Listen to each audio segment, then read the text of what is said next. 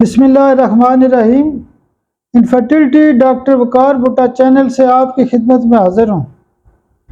आज का जो हमारा टॉपिक है वो भी एक पर्सनैलिटी के हवाले से है। कुछ लोगों का जो मिजाज होता है वो बहुत रूखा होता है, उनके अंदर रोडनेस पाई जाती है। और अक्सर लोग कहते हैं कि नहीं जी फलां बंदा जो वो बड़ा रूखेपन का मिजाज रखता है, या फलां बंदा जो है वो रूड है। तो ऐसे लोग जो माशरे के अंदर पाए जाते हैं, जिनका मिजाज सख्त, मगरूर या रूड होता है, या जिनके मिजाज में रूखापन पाया जाता है, वो सही तरह किसी से बात भी नहीं करते, तो ऐसे लोगों की खास दवाई होती है प्लाटिनम।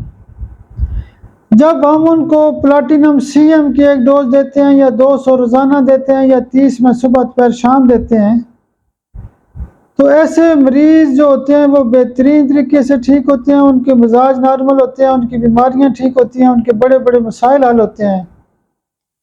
मेरे लिए ख़ास दुआ भी किया करें। बहुत शुक्रिया, बहुत शुक्रिया, बहुत शुक्रिया।